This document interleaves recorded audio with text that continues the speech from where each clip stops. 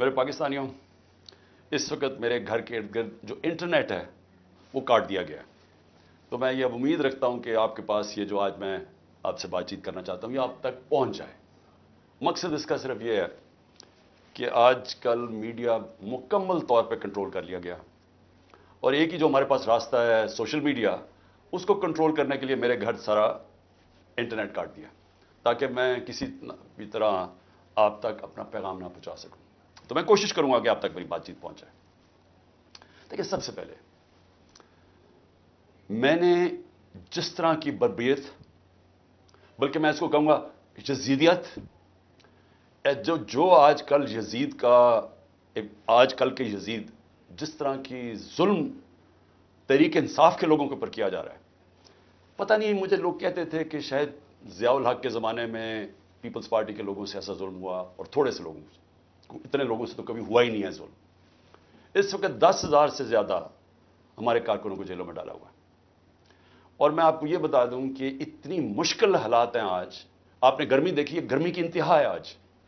چھوٹے چھوٹے پنجروں میں ان کو بند کیا ہوا ہے، کھانا ان کو صحیح نہیں مل رہا، پانی وہ ترستے ہیں وہاں، وکیلوں کو ملنے نہیں دیتے، کئی جگہ ہمارے وکیل ہی نہیں وہاں پہنچ سکتے. اور ان کو جس طرح، یعنی کہ کوئی غیر ملک دشمن ہے اس طرح رکھا ہوا ہے. بلکہ غیر ملک دشمن بھی پرزنرز آف وار کے بھی حقوق ہوتے ہیں. یہاں تو صرف ان کو ایک کہ فائدہ اٹھاتے ہوئے جو کور کمانڈر کا گھر جلایا گیا، اس کا فائدہ اٹھاتے ہوئے پہلے سے پلان بنا ہوا تھا. اور میرا جس وقت بھی، یہ میں آپ کو بتا دوں، جس وقت بھی اس کے اوپر انویسٹیگیشن ہوگی یہ ثابت ہو جائے گا کہ یہ پری پلان تھا سب کچھ. سو اس لیے اس کے فائدہ اٹھاتے ہوئے ایک ایسا کریک ڈاؤن ہے جو میں نے پاکستان کی تاریخ میں کبھی نہیں دیکھا. صرف یہی نہیں کہ صرف تحریک انصاف کے کارکنوں کو اندر ڈالا ہے، سپورٹرز کو، سوشل میڈیا کے لوگ جو اپنے طور پہ پارٹی میں بھی نہیں، جو پی ٹی آئی کے لیے ٹویٹ کرتے تھے، ان کو بھی اندر ڈال دیا ہے. ساری لیڈرشپ اندر ڈالی ہوئی ہے. اور نکلنے کا صرف ایک طریقہ ہے کہ ایک وہ جادو کے لفظ کہہ دو. وہ جس طرح ہوتا تھا نا، کھل جا سم سم، آپ جادو کا لفظ کہہ دیں کہ جی میں تحریک انصاف میں نہیں ہوں، تو آپ رہا ہو سکتے ہیں. یعنی یہ مذاق ہو رہا ہے ہمارے ملک کے ساتھ. کسی بھی دور کے اندر میں نے یہ نہیں دیکھا کہ صرف اور صرف آپ کے اوپر، اگر آپ نہیں کہتے کہ میں تحریک انصاف میں ہوں، تو آپ کے اوپر ظلم ہوں گے، تشدد ہوگا، آپ کو اس جگہ اس طرح کی گرمی کے اندر آپ کو دڑبوں میں بند کر دیں گے. لیکن جب آپ یہ کہیں گے کہ میں تحریک انصاف چھوڑ رہا ہوں، تو سب کچھ ٹھیک ہو جائے گا، آپ کے سارے گناہ معاف ہو جائیں گے. اور پھر مجھے جو حیرت ہے آج کہ کوئی ہیومن رائٹس کی آوازیں نہیں نکل رہی ہیں. وہ جو لوگ شور مچاتے تھے آزادی صحافت کی اور بڑا ظلم کر رہا ہے عمران خان، وہ کدھر، یعنی اب کدھر گئی ہے آزادی صحافت؟ سارا میڈیا دبایا ہوا ہے، پروپیگنڈا چل رہا ہے، ون سائیڈڈ چیزیں جا رہی ہیں. ہمارے لوگ اب جاتے ہوئے ڈرتے ہیں میڈیا کے اوپر، پکڑ کے جیل میں ڈال دیں گے. ون سائیڈڈ چیزیں چل رہی ہیں. لوگ اب اتنا خوف اور ہراساں پھیلا ہوا. اور میں نے خود کہا ہوا ہے اپنے لوگوں کو کہ چپ جاؤ. میں خود کہہ رہا ہوں اپنے کارکنوں کو، اپنے آفس بیررز کو، اپنے عہدے داروں کو، کوئی ضرورت نہیں ہے آپ کو سامنے آنے کی. اپنے گھروں میں نہ رہو، چھپ جاؤ. کیونکہ یہ جو اندھیری رات ہے، یہ جو رات میں سب سے زیادہ اندھیرا ہے، یہ زیادہ دیر نہیں چلتا. اور اللہ قرآن میں کہتا ہے کہ اس کو جو سب سے زیادہ چیز پسند ہے، مشکل وقت میں صبر کرنا. صبر کریں. مجھے پوری طرح احساس ہے کہ آپ کے اوپر کیا گزر رہی ہے. لیکن جو مجھے افسوس ہے کہ ہمارے کوئی بھی ہیومن رائٹس کے جو لوگ ہیں، وہ ڈر ڈر کے کوئی ایک آدھ بیان آ جاتا ہے. اور پھر میں صحافیوں کو کہوں گا، میں سمجھتا تھا کہ ہمارے صحافی بڑے پرو ڈیموکریسی ہیں، چلے جی میرے بڑے خلاف ہوں گے لیکن ڈیموکریسی کے لیے تو ساتھ ہے. تو وہی جو تماشا ہے، یہ کیسے دیکھ رہے ہیں؟ کیا ان کا کوئی ضمیر نہیں جاگ رہا؟ کیا جب انہوں نے شیرین مزاری سے جو ہوا اور جو اس نے پھر آخر میں جا کے پارٹی چھوڑی، کیا ان کو کوئی دل میں آواز نہیں کوئی آئی کہ یہ اس سے بڑا ظلم کیا ہو سکتا ہے ایک معاشرے پہ؟ کوئی آپ کو یہ لگا نہیں؟ جو عورتوں کی تنظیمیں ہیں، جو عورتوں کے حقوق کے اوپر بات کرتی ہیں، کہ ایک ایسی عورت جو بیوہ، والدہ اس کی بیوہ، بیٹی ایک جو اس کا دھیان رکھ رہی ہے، جو بلڈ پریشر کی مریض، اس سے جو انہوں نے کیا ہے اس گرمی کے اندر، کبھی ایک جیل میں لے کے جائیں، اس کے بعد ادھر سے نکال کے دوسرے جیل میں لے جائیں، ادھر عدالت اس کو ضمانت دے، کوئی اور کیس میں پکڑ کے لے جائیں، گجرات لے گئے اس گرمی کے اندر. تو بلڈ پریشر کی شیرین ہمیں پتہ ہے اس کی صحت نے یہ اجازت ہی نہیں دینا تھا. میں نے تو شکر کیا کہ اس نے اس ظلم سے اپنے آپ کو بچانے کے لیے اس نے پارٹی سے ریزائن کیا. لیکن کس کو نقصان ہوا؟ پاکستان کی پالیٹکس کو نقصان ہوا. شیرین ہماری ٹاپ پارلیمنٹیرین تھی. میری کیبنٹ کے اندر وہ منسٹر تھی جو جس طرح وہ پڑھ لکھ کے ایک ایک ایشو کے اوپر آتی تھی. کوئی اور کیبنٹ منسٹر، ایک ہماری ڈاکٹر ثانیہ تھی کہ اتنی محنت کر کے کبھی کیبنٹ میٹنگ میں نہیں آئی جو شیرین آتی تھی. اس کے علاوہ سارے اس کے دشمن بھی جانتے ہیں کہ وہ ایک محب وطن پاکستانی. وہ کبھی بھی اینٹی پاکستان کا نہیں سوچ سکتی تھی. شیرین مظاہری جان دے دے لیکن وہ ایک پاکستان کے ہر کاز کے لیے کھڑی ہوتی تھی. جو لوگ اس کو الٹرا نیشنلسٹ کہتے تھے. کئی دفعہ وہ کئی ناراض ہو جاتے تھے کہ وہ بڑی سخت باتیں کرتی تھی، لیکن وہ نظریاتی عورت تھی. تو اس سے نقصان تحریک انصاف کو تو چلے ہوا، لیکن پاکستان کی سیاست کو اور جمہوریت کو نقصان پہنچا. اور عورتوں کو، بڑی کم عورتوں کے اندر اس طرح کی صلاحیت ہے پاکستانی پالیٹکس میں جو شیرین میں تھی. لیکن اس کے علاوہ مجھے آج پیغام آیا ہے کہ جی میں اب اور برداشت نہیں کر سکتا. انہوں نے میرے گھر پہ لوگ بھیجے، گھر کے اندر گھس گئے لوگ. انہوں نے آ کے رات کو بیوی، میرا 13 سال کا بچہ وہاں اندر گھس گئے، میری بزنسز کے اوپر، میرے رشتہ داروں کے اوپر پریشر ڈال دیا. لیکن کہتا آخر میں انہوں نے کہا میں تمہارے 13 سال کے بیٹے کو اٹھا کے لے جائے گا. تو میں جی اور پریشر برداشت نہیں کر سکتا، وہ بھی چھوڑ گیا. تو یہ اس وقت کا حالات ہے کہ کسی نہ کسی طرح پی ٹی آئی کو چھوڑیں گے، سب کچھ گناہ معاف ہو جائیں گے.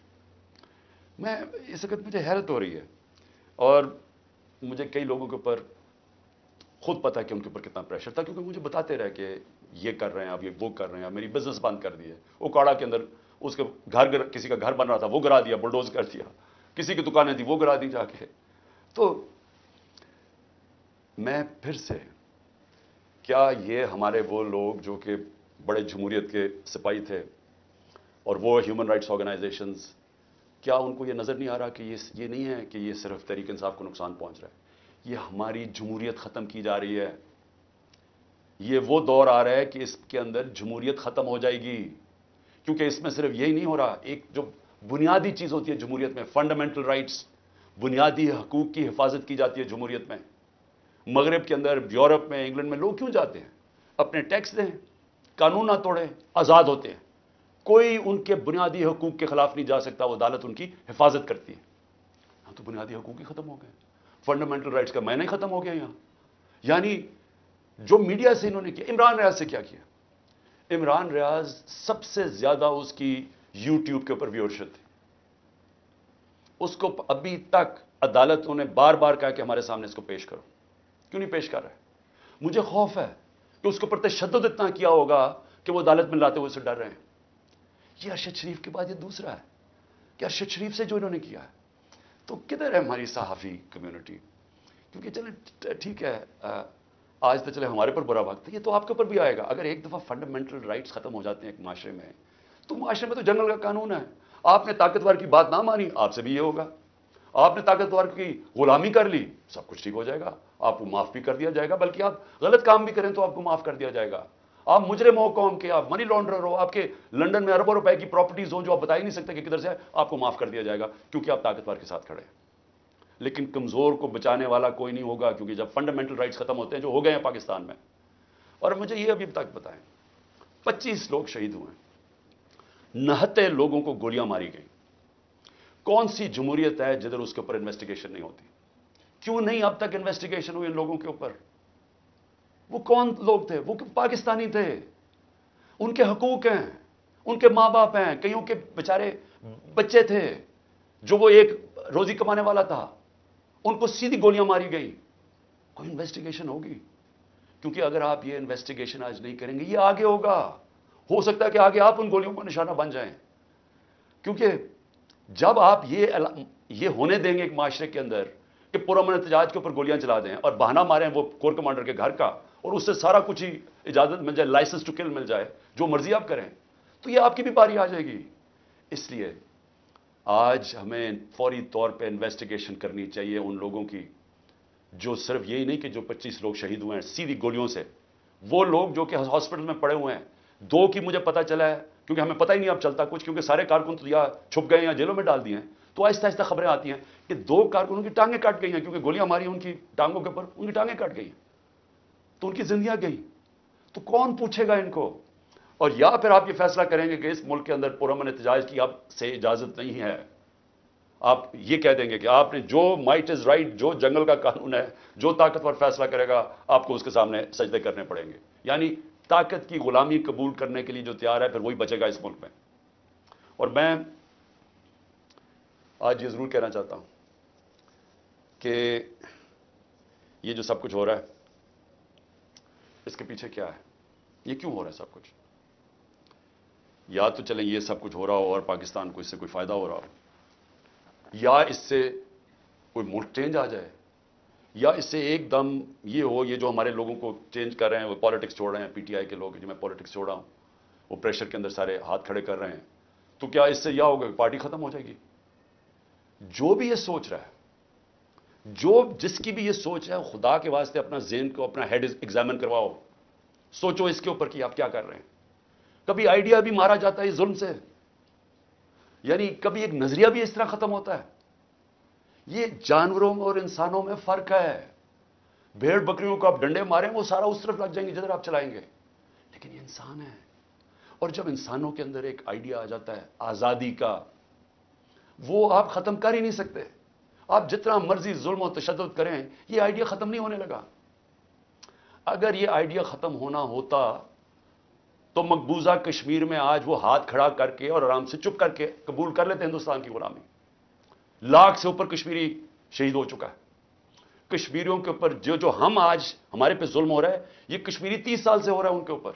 ان کے بھی گھروں میں گھس جاتی ہے رات کو پولیس، لوگ اٹھا کے لے جاتے ہیں، نوجوانوں کو اٹھا کے لے جاتے ہیں، جیلوں میں ڈال دیتے ہیں. ان کو بھی کوئی پوچھنے والا نہیں ہے، ان کے بھی کوئی فنڈامنٹل رائٹس نہیں ہیں. ان کے سارے لیڈروں کو بند کر دیا ہے، وہاں بھی میڈیا کے اوپر کنٹرول کیا ہوا ہے.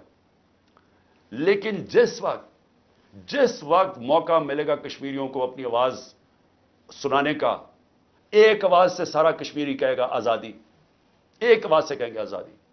انہوں نے جتنی بربریت کی ہے ہندوستان نے وہاں، اس کا کیا ہوا ہے؟ اس کا نتیجہ یہ ہوا ہے کہ جو پرو انڈین پولیٹیشین تھے وہی ختم ہو گئے ہیں. اب جو انڈیا کی بات کرتا ہے اس کو کوئی ووٹ ہی دینے کے لیے نہیں تیار. تو بجائے وہ ان کو یعنی کامیاب ہونے کے، انہوں نے اور ہی کشمیری لوگوں کو آزادی کی طرف دھکیل دیا.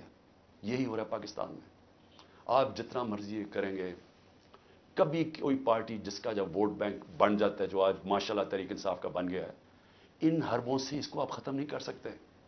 یہ بڑھتی جائے گی یہ پارٹی. لوگوں کے اندر غصہ ہے، یہ جو دیکھ رہے ہیں تماشا. کیا لوگ بیوقوف ہیں؟ ان کو نظر نہیں آ رہا کیا ہو رہا ہے؟ آپ بے شک میڈیا کے اوپر جو مرضی کنٹرول کر لیں. لوگ جب مجھے ابھی بھی یاد ہے جب ذوالفقار علی بھٹو کے ایوب خان کے دور میں جب اس کے اوپر سینسرشپ تھی تو ہم اس کا ایک ایک فقرہ ڈھونڈا کرتے تھے. 2 لائنیں بھی ہوتی تھی. وہ اس وقت پاکستان ٹائمز یا وہ نوائے وقت ہوتا تھا یا جنگ ہوتا، ایک ایک فقرہ ڈھونڈتے تھے اس کا کہ وہ کیا اس نے.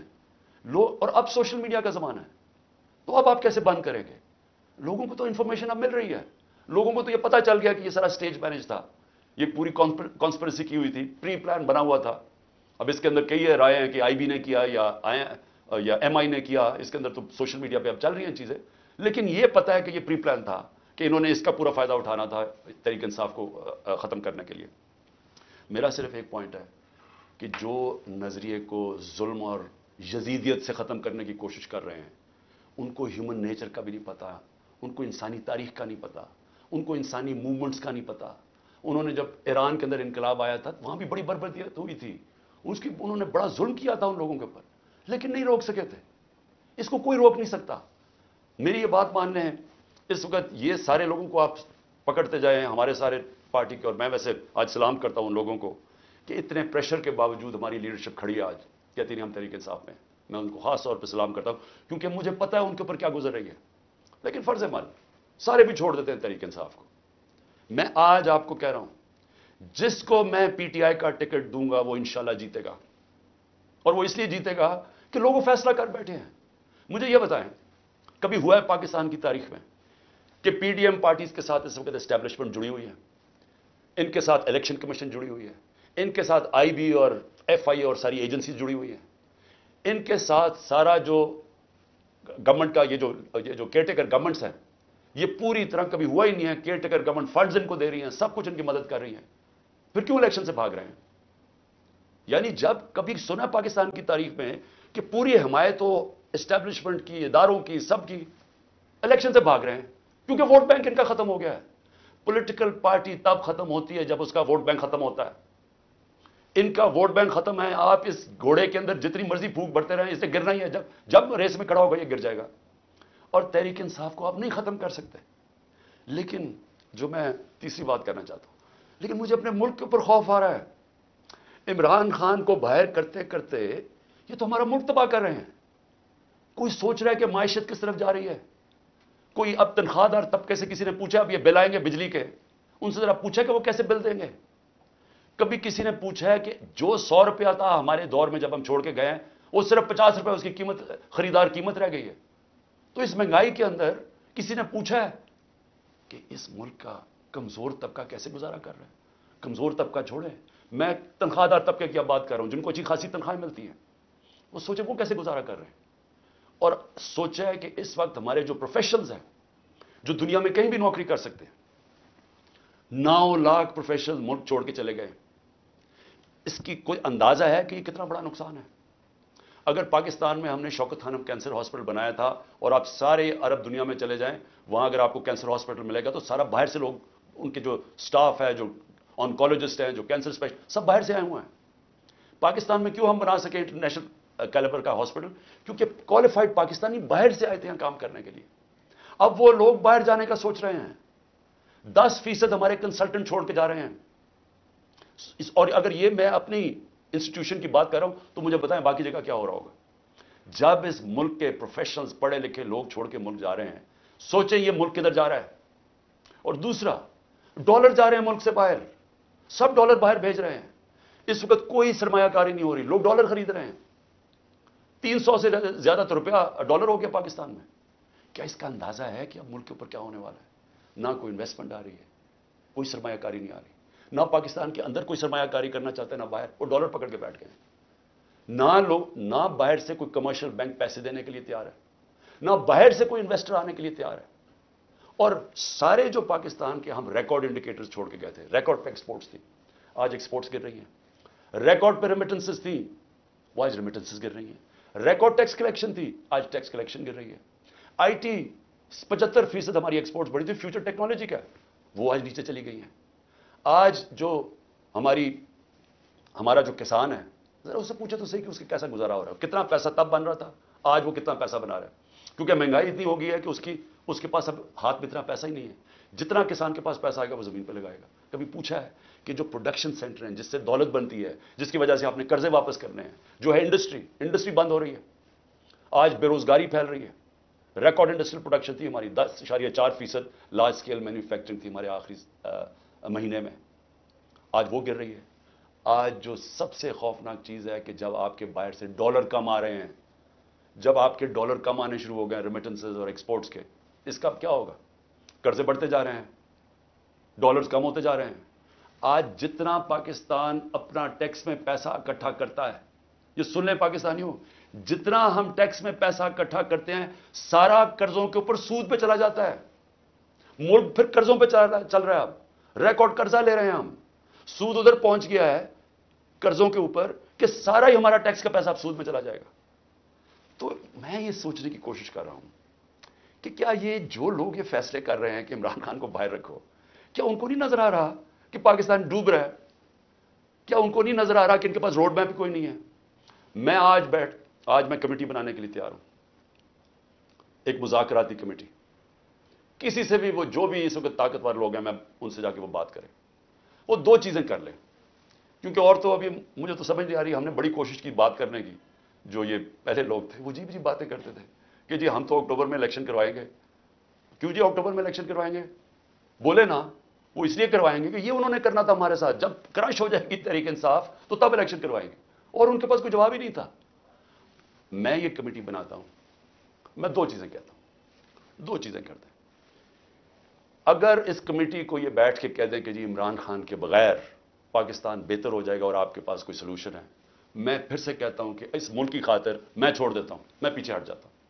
اگر آپ یہ کمیٹی کو سمجھا دیں کہ میرے بغیر ملک بہتر چلے گا، چلے میں ملک کی خاطر یہ بھی چھوڑنے کے لیے تیار ہوں. یا دوسری چیز یا اس کمیٹی کو یہ کہہ دیں کہ اکتوبر میں الیکشن کروانے سے پاکستان کو کیا فائدہ ہے. یہ تو ہمیں سمجھ آ رہی ہے کہ اکتوبر تک تحریک انصاف کو ان کا خیال ہے کرش کر دیں گے, لیکن پاکستان کو کیا فائدہ ہے؟ ہم کیوں اکتوبر تک انتظار کر رہے ہیں جب ملک نیچے جا رہا ہے؟ یا یہ دو چیزیں کنونس کر دیں, میں اس کی کمیٹی بناؤں گا, میں انشاءاللہ کل اناؤنس کر دوں گا. لیکن میں آج آخر میں دو چیزوں پہ ختم کرتا ہوں.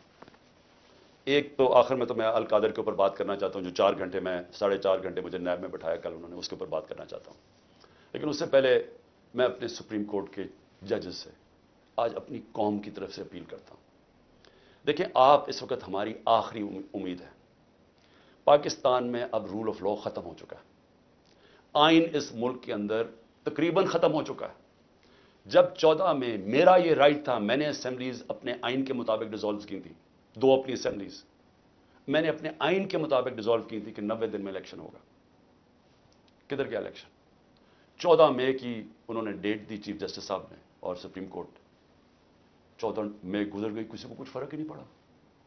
تو اس کا مطلب تو آئین جب آپ کا گیا ہے تو رہ گیا جنگل کا قانون. اب تو اس میں مطلب کہ جو طاقتور وہ فیصلہ کرے گا کون سا آئین کی شکل پہ چلنا ہے, اس نے نظریہ ضرورت تو شروع ہو گیا پاکستان میں. میں اپنے سپریم کورٹ کے ججز کو, مجھے پتا ہے آپ کے اندر اختلافات ہیں. دیکھیں, ملک کے لیے بہت ضروری ہے. آپ نے اگر اس ملک کی جمہوریت کو نہ بچایا اور آخری امید اب آپ رہ گئے, یہ تاریخ آپ کو معاف نہیں کرے گی. کیونکہ جا رہا ہے جس طرح پاکستان جا رہا ہے, یہ ساری ہماری ڈیموکریسی کو ڈسمینٹل کیا جا رہا ہے. سارے جو جمہوریت کے ادارے ہیں وہ ایک ایک کر کے تباہ کیے جا رہے ہیں. یا جمہوریت نہیں ہے اب. ہم تو میں بیٹھا ہوتا ہوں ہر روز کہ کس دن آ کے مجھے پکڑ لیں گے, ایک دم انٹرنیٹ بند کر دی پکڑ کے. یعنی کون سی جمہوریت میں ہوتا ہے؟ سارے لوگوں کو جیلوں میں ڈالتے. مجھے یہ نہیں پتا میں آپ کسے کانٹیکٹ کسے کروں. میرے سے کانٹیکٹ ہی کوئی نہیں ہو رہا, نہ مجھے لیڈرشپ ملتی ہے نہ کوئی ملتا ہے. جو میں زوم پہ میٹنگ کرتا تھا, انہوں نے وہ انٹرنیٹ بند کر زوم ہی ختم کر دیا. تو میں تو تیار بیٹھا ہوں کہ جو بھی کرنے کے لیے آئیں گے, جب بھی پکڑیں گے, میں تو خیر تیار بیٹھا ہوں, ہر روز تیار ہوتا ہوں.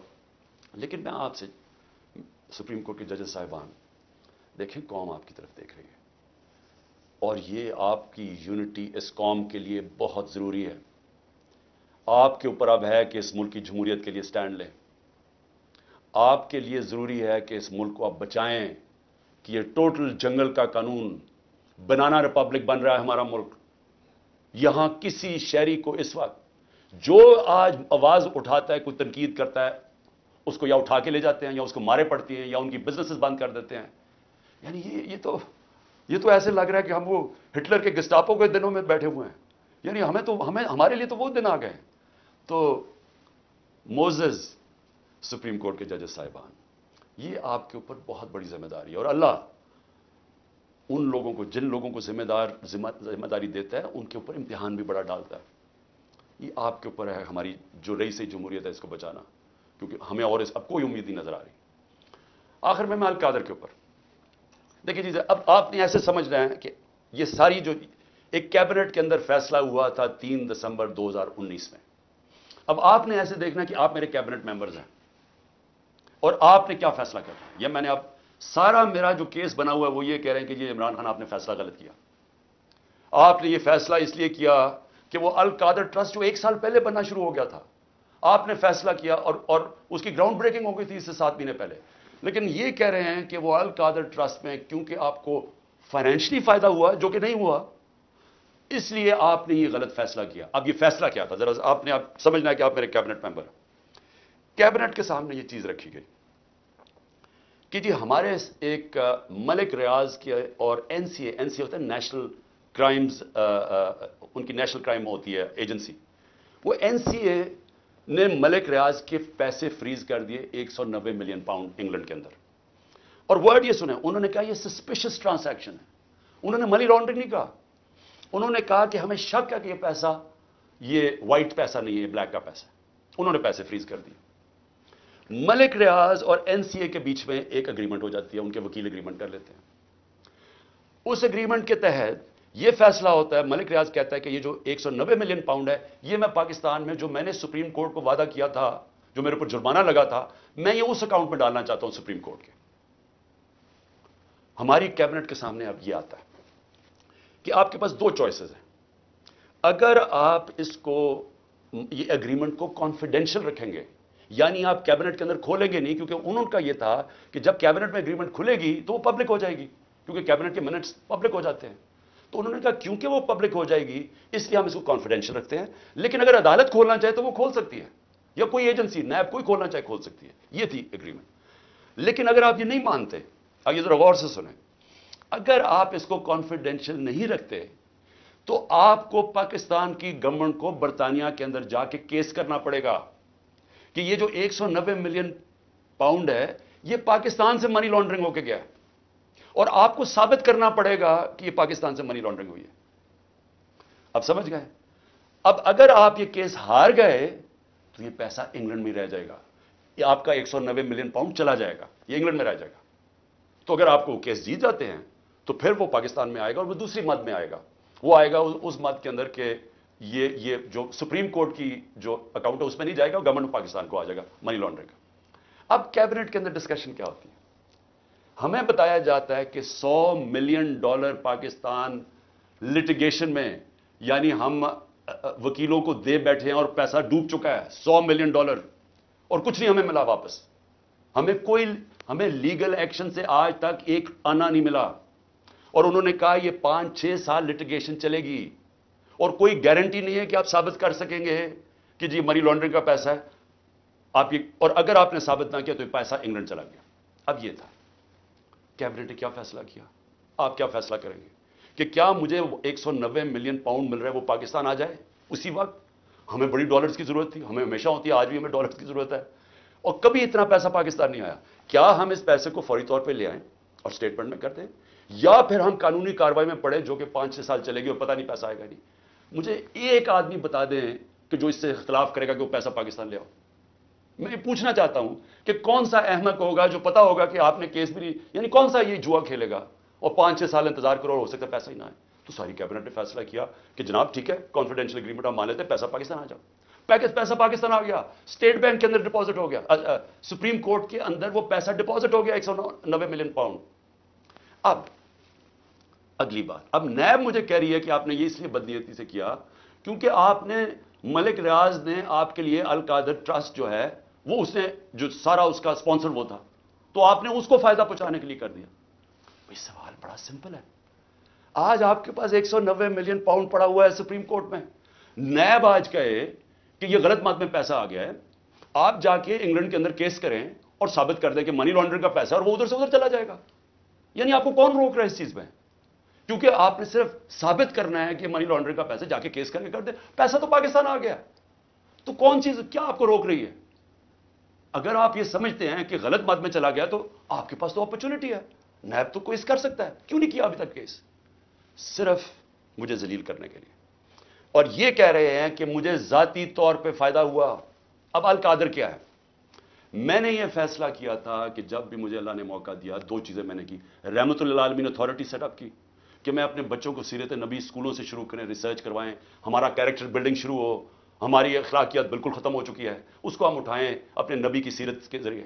اور دوسرا میں نے یہ یونیورسٹی رحمت للعالمین اتھارٹی، اور یہ دوسرا یونیورسٹی کا سوچا، القادر یونیورسٹی، جس میں ہم نے کوشش یہ کی کہ سیرت نبی کے اوپر ہم ریسرچ کریں، انٹرنیشنل اسکالرز کو میں نے انگیج کیا، اور پھر ٹیکنالوجی بھی پڑھائی جائے بچوں کو۔ یہ اس کا مطلب تھا کہ ماڈرن ٹیکنالوجیز بھی پڑھائیں، آرٹیفیشل انٹیلیجنس ایسی، اور ساتھ ساتھ اپنی لیڈرشپ ڈیولپ کریں سیرت نبی کے اوپر، ان کے کیریکٹر کے اوپر، اور لوگوں کو تیار کریں۔ میری جو بیوی بشرا بیگم، ان کے اوپر وارنٹ نکال دیے گئے، کس چیز کے؟ کہ وہ ایک ٹرسٹی ہیں، ان کو میں نے ٹرسٹی رکھا۔ کیوں ٹرسٹی رکھا؟ کیونکہ سیرت نبی میں ان کو انٹرسٹ ہے، انہوں نے بڑی پڑھا ہوا ہے اس چیز کے اوپر، انہوں نے پڑھا، یعنی وہ ان کا شوق ہے کہ یہ سیرت نبی پھیلائی جائے، تو اس کو ٹرسٹی رکھ دیا۔ ٹرسٹی کو لکھا ہوا ہے ڈیڈ میں، نہ ایک آنا مل سکتا ہے، نہ ان کی تنخواہ ہے، نہ کوئی پیسہ مل سکتا ہے، نہ ان کا پراپرٹی میں کچھ ہے، ان کا کوئی تعلق نہیں ہوتا۔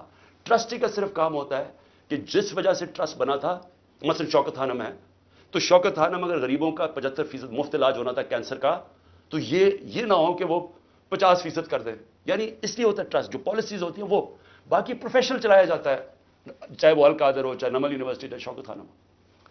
نہ مجھے $1 کا فائدہ آج تک شوکت خانم سے ہوا ہے، نہ نمل یونیورسٹی سے ہوا، اور نہ القادر سے ہوا، کیونکہ القادر ایک پروفیشنل اب وہ چل رہا ہے، وہاں سارے بچوں کو مفت تعلیم مل رہی ہے، جو بھی القادر میں پڑھ رہے ہیں سب کو مفت مل رہی ہے، اور ان کو جس طرح میں نے آپ کو کہا کہ اس کا مقصد کیا. یہ کہہ رہے ہیں نیب کہ مجھے ذاتی طور پہ فائدہ ہوا. کدھر؟ اچھا کیونکہ پیسے کا تو کوئی بتا نہیں سکتے مجھے کیا پیسے کا فائدہ ہوا. تو کہہ رہے نہیں سیاسی طور پہ آپ کو فائدہ ہوا کہ جس طرح القادر سے میری سیاست چمکی. یہ ہے کیس. میں صرف آپ کو یہ بتانا چاہتا تھا کہ اتنا پروپیگنڈا ہو رہا ہے. لوگوں کو بتا 4.5 گھنٹے مجھے نیب میں بٹھایا اور بار بار یہی پوچھتے رہے کہ جی دیکھیں آپ کو تو اس سے بڑا فائدہ ہوا. اور ملک ریاض کو آپ نے کیوں کیا؟ بھئی ملک ریاض کو اس لیے کیا کہ پاکستان کے سب سے بڑا بلڈر ہے وہ ہے ملک ریاض. اور ملک ریاض میرا کیا انٹرسٹ تھا؟ وہ اس کے پاس جو موبلائزنگ اکوپمنٹ ہے وہ سب سے تیزی سے کام کرتا ہے. یعنی وہ اگر آپ اسے کہیں کوئی اتنی تیز کام نہیں کرتا جتنا ملک ریاض کی کنسٹرکشن کرتی ہے.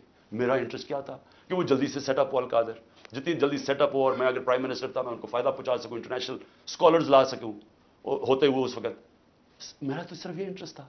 اور مجھے اس سے کیا انٹرسٹ ہے؟ جس طرح ہر سال شوکت خانم میں 9 ارب روپیہ اکٹھا ہوتا ہے, تو کیا وہ میری ذات کے لیے ہو رہا ہے؟